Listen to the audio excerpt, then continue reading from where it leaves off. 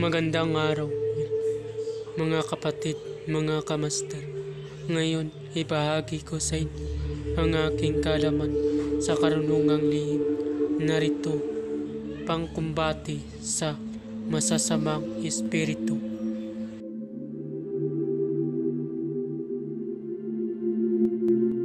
Shout out sa channel Child of God. Subscribe kayo dyan. Ngayon, kung bago ka pa lamang napadpad sa aking channel, huwag kalimutan mag-subscribe and click the bell icon para laging update sa mga bagong video. Maraming salamat.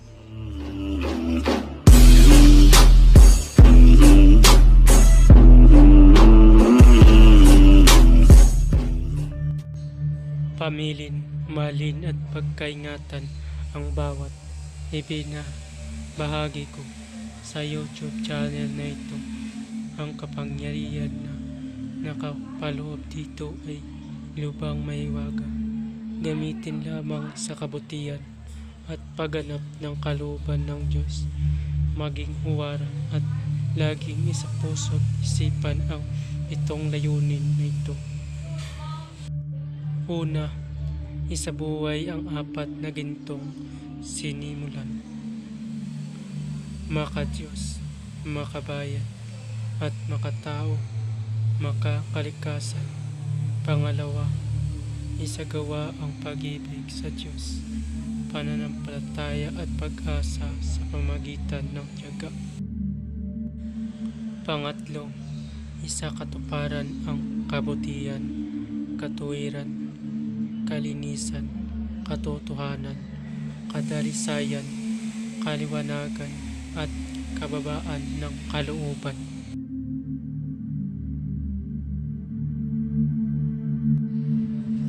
Pangapat, ipalaganap ang pagkakaisa, pagmamahalan, pagtulong sa kapwa, pagmimisyon, paglilinis ng sarili, at pagbabago na paunlad. Panglima, magkaroon ng paggalangan, pag-unawaan at pagmamahalan sa isa't isa bilang mga kapatid at kapwa-tao. Panganim, maging dakila sa isip, sa salita at gawa para sa Diyos, sa bayan at tao. Pangpito, ipagpatibay ang kautusan ng Diyos, tumulong sa pagpapaunlad ng katauhan ng bawat kasapi ng samahan at tumupad sa adhikain ng Diyos sa tao. Sa pamamagitan ng pagsunod sa mga layuning ito, ang isang naghahanap sa Diyos ay makakasumpong sa Kanya at hindi pagkakaitan ng Kanyang liwanag.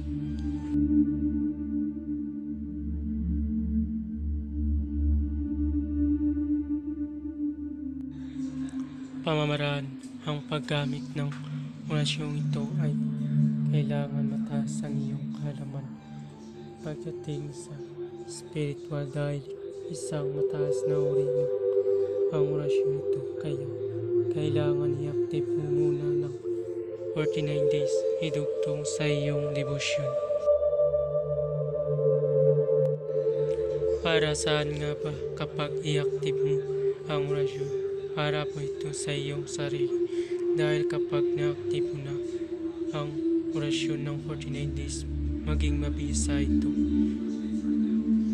na walang patlang at kabisado mo na ang orasyon. Kapag nagkasakit ka, kaya mo gamutin ang iyong sarili. Pero kung natapos mo ang 49 days na walang patlang at hindi mo pa kabisado ang orasyon at ginamit mo kapag nagkasakit ka, hindi mo kaya gamutin ang iyong sarili. Kaya bago gamitin, kailangan kabisaduhin ang orasyon.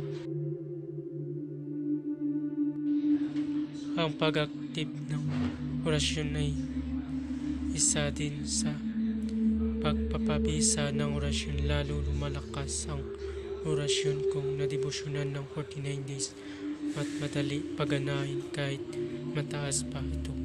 dahil na-active mo na ito at madali gamitin. Ang paggamit ng orasyon ay kailangan mo muna ng pondo para pagkunan ng lakas kapangyarihan na mapapagana ng orasyon. Ang sinasabi kong pondo ay tulad ng Ama namin, Aba, Ginoong Maria at luwalhati sumasampalataya. Depende sa iyong gagamitin na pondo. Para mapadali ito, pagganahin kung ang iyong gamitin na pondo ay Ama namin, Aba, Ginoong Maria, luwalhati sumasampalataya. Gawin yan ng tag-3 beses. Ulitin ang Ama namin, Aba, Ginoong Maria hanggang sa sumasampalataya. Usalin yan ng 3 beses bawat pondo. Narito ang nasabing orasyon. Cross Bermerhem Der Sor Ex Mer Tiro Isom Liyo Iyok Merhek Sem Cross Bermerhem Der Sor Ex Mer Tiro Isom Liyo Iyok Merhek Sem Cross Bermerhem Der Sor Ex Mer Tiro Iso Ilio Liyong Iyok Merhexem.